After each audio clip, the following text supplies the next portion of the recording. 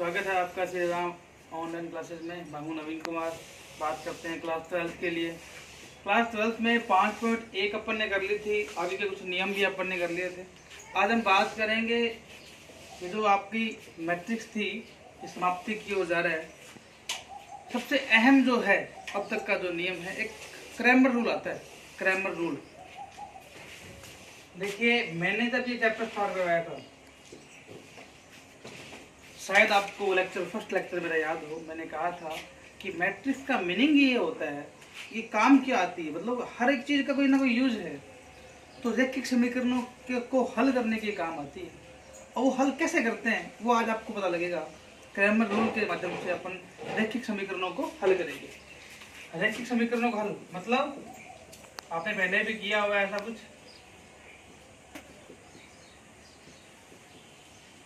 आपने किया हुआ है 9th 10th क्लास में, 9वीं 10वीं में आपने किया हुआ है।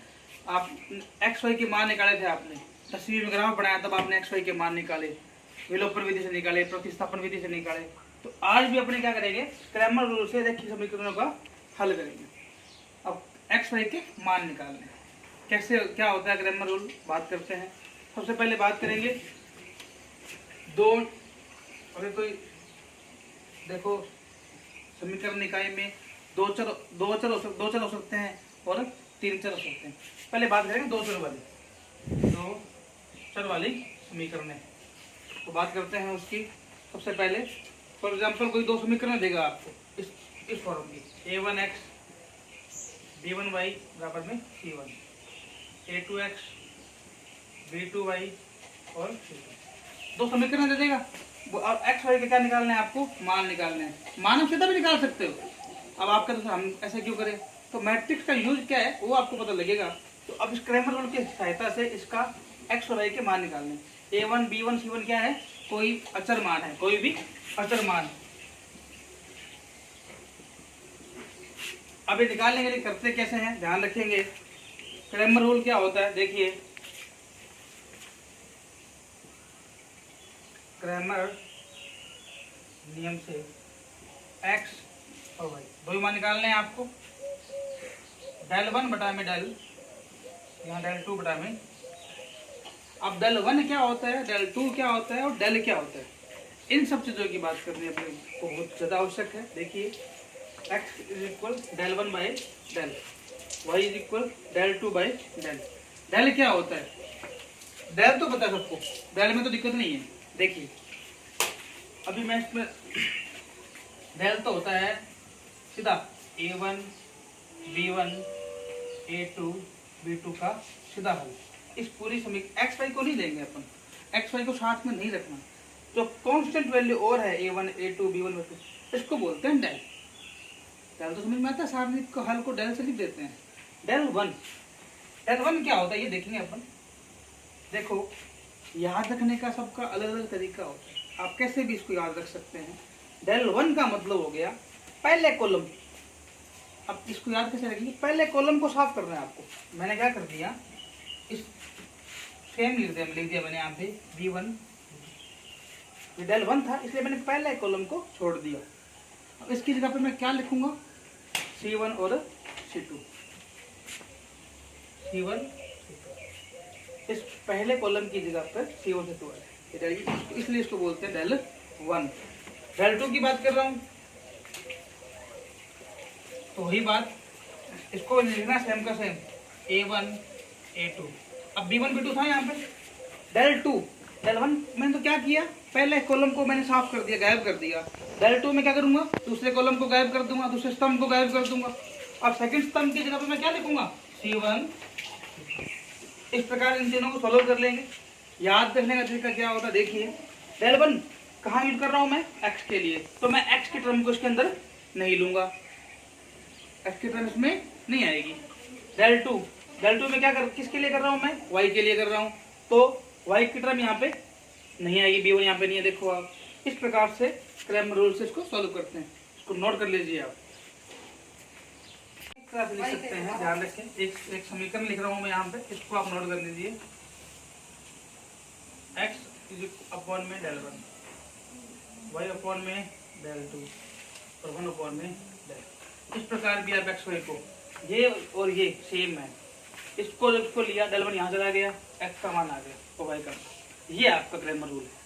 X upon del one, del one का मतलब जो आप सारणिक लेंगे आप वहाँ पे एक्स नहीं होगा, तो डेल वन में एक्स नहीं होता। डेल टू का मतलब वाई नहीं होगा, ये आपको ध्यान रखना, याद रखना पड़ेगा। क्रैमर रूल बहुत महत्वपूर्ण है आपके लिए। इस प्रकार से आप दो जो चर वाले समीकरण हैं उनको सोल्व आप कर सकते हैं, इसको नोट कर लीजिए।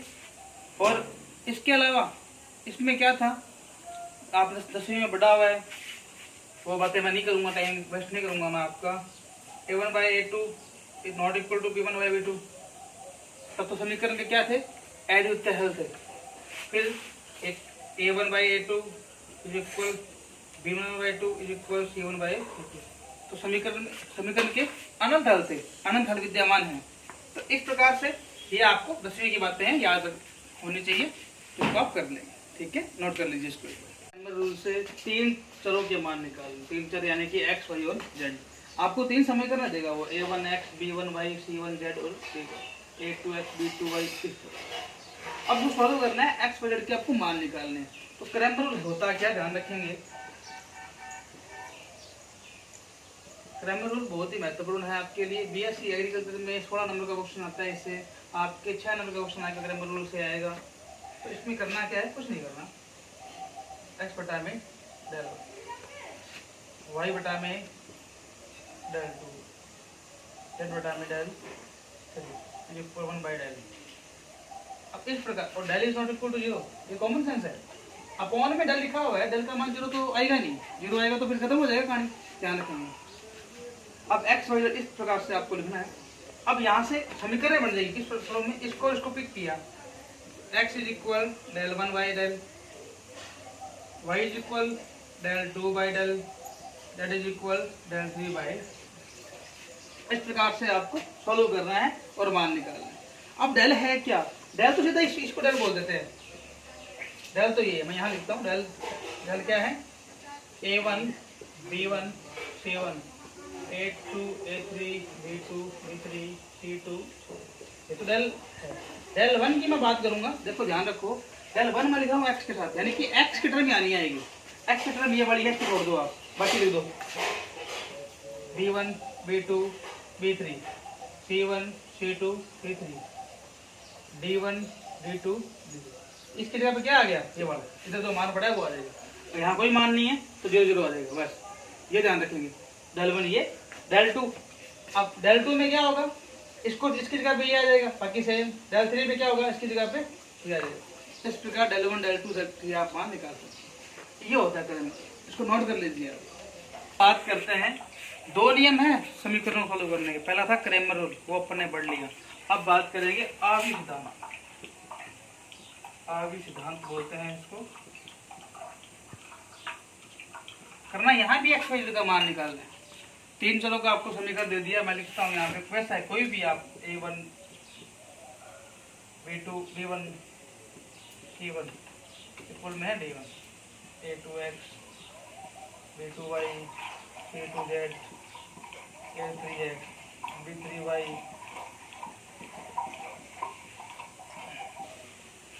इसको लिखते हैं ax is equal b form में, बस यही इसका मूल मंत्र है, कोई इसमें लंबी चौड़ी बात नहीं है। आपको ये लिखना है, सॉल्व करना है, आपका आंसर मिल जाएगा। कैसे, ए क्या है, ए ये जो अचर मान है, अब लिख लीजिए इसको, जो ये कांस्टेंट वैल्यू है वो अचर मान, उनका क्या है, सारणिक है। एक्स क्या है, एक्स वाई और जेड जो वेरिएबल है वो है। बी क्या है, जो बराबर के इधर पड़ा है उसको बोलते हैं बी, यानी कि जो अलग से वैल्यू है, सिंगल जो वैल्यू है आपके पास, उसको ये इस फॉर्म में लिख देते हैं। अब इसको लिखना कैसे है, देखो मैं लिखता हूँ a1 a2 a3 b1 b2 b3 c1 c2, constant value आ गई मैट्रिक्स में। अब x में यानी कि सीधा x y और z आ गया, इक्वल में d1 d2 और d3। अब इसको करने का सिंपल तरीका है, इन दोनों को गुणा कर लो आप। गुणा करने के बाद में अब सीधा गुणा करोगे तो यही वैल्यू आ जाएगी, ऊपर वाला सेम का सेम यही बढ़ेगा, कोई दिक्कत नहीं आएगी। इसलिए क्या करोगे आप इसमें, इसको इधर भेज दो। अब यहाँ पे ए है, इधर आके क्या हो जाएगा, मैं इसको यहाँ लिखता हूँ, x इज इक्वल, ए इधर क्या हो जाएगा, ए इनवर्स हो जाएगा, क्या हो जाएगा, ए इनवर्स हो जाएगा, ये इधर आके इनवर्स। तो ए इनवर्स यानी कि ये जो ए मैट्रिक्स है इसका इनवर्स निकालो आप। इनवर्स निकालना आपने पहले सीखा होगा। ए इनवर्स निकाल के यहाँ पुट कर दो, बी का मान यानी कि ये मान यहाँ लिख दो, दोनों गुणा कर दो, एक्स का मान यानी कि एक्स वाई के मान आ जाएंगे। यही इस प्रकार से होगा। तो इस प्रकार आयु सिद्धांत से आप मान ज्ञात कर सकते हैं। अपने अब इसका एक क्वेश्चन करते हैं। तो ये एग्जाम्पल नंबर 12 है आपकी बुक का, क्रैमर रूल से इसको सॉल्व करते हैं। अब इसमें कुछ नहीं करना, आपको पता होना चाहिए x इज इक्वल क्या है, del 1 by del, y is equal क्या है, del 2 by del, z is equal क्या है, डेल 3 बाय। ये याद कैसे रखना है, आपके लिए नया है इसलिए याद कैसे रखोगे आप, इस तरह करो इसको, x, अब x है तो x के बिना यानी कि डेल 1 y बटा में डेल 2 z बटा में डेल 3। अब सबके नीचे डेल डेल आ रहा है, एक डेल बच गया, ये डेल आ गया बस। अब इससे ये वैल्यू निकल जाती है, ठीक है। अब डेल क्या है, डेल क्या होगा, सीधा 1 1 और 1, 2 5 और 7, 2 1 और -1, ये डेल है यानी कि कांस्टेंट जो मान है वो डेल है। अब डेल का मान निकालना है, मान अभी निकाल देते अपन पहले पंक्ति के हिसाब से। एक यहाँ पे रखा, ये गायब हो गया, 5 एकम 5 माइनस 7 एकम 7, ये प्लस का ये माइनस का, यहाँ 1 आएगा। ये प्लस माइनस को फॉलो करना आपको आता है, ठीक है, इसलिए मैं इसको डायरेक्ट कर रहा हूँ। 1 इसको लिया, ये और ये गायब, 2 एकम 2 वो भी माइनस का, 7 2 नहीं 14 वो भी माइनस का, ये 1 यहाँ पे क्या है, प्लस का है, छोड़ दो इसको, 2 1 जा 2, 2 एकम 2, 5 2 ना 10, 2 5 10। अब ये मान है इसका डेल, तो अब इसमें कर दो इसको, क्या है, ये माइनस के 12 है, 12 एकम 12, -1 पड़ा है यहाँ पे, माइनस के 16 16 एकम 16 प्लस के हो जाएंगे, ये 8 8 एकम 12 और 8 दोनों माइनस के हैं 20, माइनस के 20 प्लस के 16 इज इक्वल माइनस के 4। डेल का मान तो आ गया। अब डेल 1 का निकालना है, बस यही करना है आपको, डेल 1 का मान निकालिए। अब डेल 1 में मतलब पहला स्तंभ इसको गायब कर दो, बाकी लिख दो आप, क्या है 1 5 1 1 7 -1। अब इसकी जगह पे क्या आएगा, जो इधर मान लिखा हुआ है 9 52 और 0, ये डेल 1 है। आप इस प्रकार से करना है। अब इसमें वही करो आप, पहले पंक्ति के हिसाब से करो, 9 को छोड़ो, क्या 5 एकम 5 7 एकम 7, यहाँ माइनस का 1, ये plus minus plus minus plus minus, ये सब बताया हुआ है मैंने पहले की वीडियो में, क्लास में मैंने बताया हुआ है।